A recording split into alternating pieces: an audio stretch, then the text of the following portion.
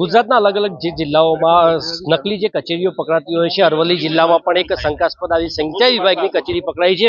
આપણી સાથે ધવલસિંહ ઝાલા. ધવલભાઈ, આ શું હતું કચેરીમાં અને કેવી રીતે આનો પર્દાફાશ થયો? પહેલા તો હું સ્પષ્ટતા કરું કે આ મને શંકા છે કે આ કચેરી બોગસ છે. પણ જે રીતે સિક્કાઓ મળ્યા, એમબી બુક મળી, કોરી એમબી બુક, ફાઇલો, બિલો કોરા, લેટર પેડો લખેલા, જાણે મંજૂરી માટે અહીંયા આવે 15 થી 20 તો લેટર પેડો એવી પંચાયતોના પડ્યા છે કે ભાઈ તળાવની મંજૂરી આપી. હવે અહીંયા તો મંજૂરી આપતા હોય એવું મને લાગ્યું એના પરથી, કારણ કે અહીંયા મંજૂરી માટે શેના માટે આવે? તો સિંચાઈ ઓફિસમાં આવે. એમબી બુક લઈને અહીંયા સિંચાઈના ડી પોતે હાજર છે, રિટાયર્ડ ડી હાજર છે, બીજા 3 જણા હાજર છે. એટલે ક્યાંક ને ક્યાંક એવું લાગે છે કે અહીંયાથી બધો વહીવટ થતો હોય એ પ્રકારનું મને દેખાઈ આવે છે. પરંતુ એ તપાસ દરમિયાન જ આપણને ખબર પડે કે સાચું શું છે અને ખોટું શું છે. અંદર કોણ કોણ હતું?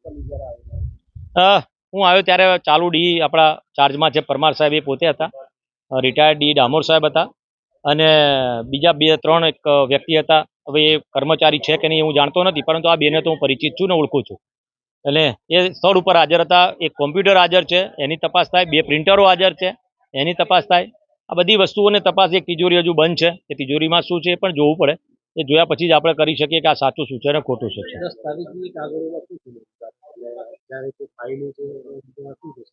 બીજા સ્ટેમ્પો તો બધા ડીના પોતાના એન્જિનિયરિંગના ભિલોડા, ડી હોય પેલો શું કહે સિંચાઈ વિભાગનો એન્જિનિયર હોય એના, માલપુરના, આવા બધા જ બિલો એ માલપુરના છે. અમુક બિલો આંબલિયારાના છે, કે પછી અમુક બિલો મોડાસાના છે. એવા કોટા કોરા બિલો નાની પહેલાં એ ભૂતકાળમાં કેટલા મૂક્યા. હવે આ સ્થળ ઉપર બિલો છે ખાલી પ્રિન્ટિંગવાળાના જ છે કે સ્થળ ઉપર દુકાનો હયા જ છે કે નહીં? એટલે અત્યાર સુધીના 3 વર્ષના તમામ બિલો, તમામ કામો, તમામ વસ્તુઓની નિખલાસથી જો તપાસ કરવામાં આવે તો હું 100% ગેરંટી મારીને કહું છું કે જે કામો થયા છે એનાથી 50 થી 70% કામોના માત્ર બિલ જ મૂક્યા છે. એવા હું સ્પષ્ટ આક્ષેપ પણ કરું છું. સાથે મને એટલે ખબર છે કારણ કે મારી જોડે એના ફોટોગ્રાફ પણ છે અને અમુક જગ્યાએ મારા વિસ્તારની અંદર જૂના કામોના બિલો બનાવીને મૂકીને બિલ પાસ કર્યા છે એવું મને સ્પષ્ટપણે દેખાય છે.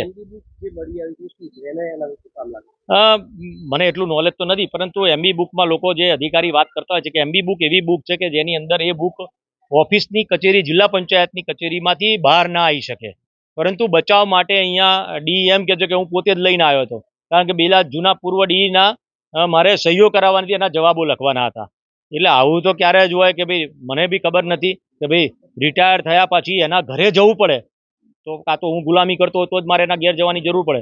પણ જો કર્મચારી તરીકે મારે બોલાવવાનો હોય તો એ મારી કર્મચારીની કોઈ પણ જૂનો જવાબ હોય તો એ પોતાની ઓફિસમાં આવીને જ જવાબ આપે કર્મચારી, કારણ કે એનું પેન્શન પણ ચાલુ હોય છે, એ સરકાર સાથે જોડાયેલો પણ હોય છે, અત્યાર સુધી સરકારના અને પ્રજાના પૈસેથી પગાર પણ લીધેલો હોય છે. એટલે એવી કોઈ વાત હું માનતો નથી. 100% મને એવો વિશ્વાસ છે અને કે ભાઈ આમાં તપાસ કરવામાં આવે તો ક્યાંક ને ક્યાંક ક્ષતિ ચોક્કસથી દેખાય છે. મેં પહેલાં જ કીધું કે 50 થી 70% મને એવું લાગે છે કે આ નકલી ખોટી હોઈ શકે.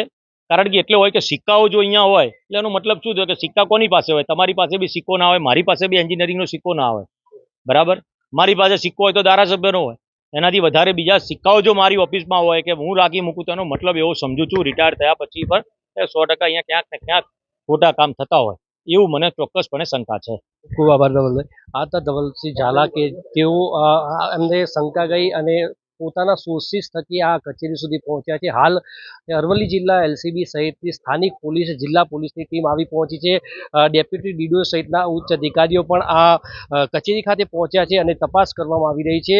કચેરીમાં નકલી છે કે હવે સાચી છે કે કેવી રીતે તમામ તપાસનો વિષય છે, પણ હાલ તો એક ચર્ચાનો માહોલ બન્યો છે અને તમામ જે પોલીસની ટીમ છે તે તપાસ કરી રહી છે. અંકિત ચૌહાણ, મેરા ગુજરાત, અરવલ્લી.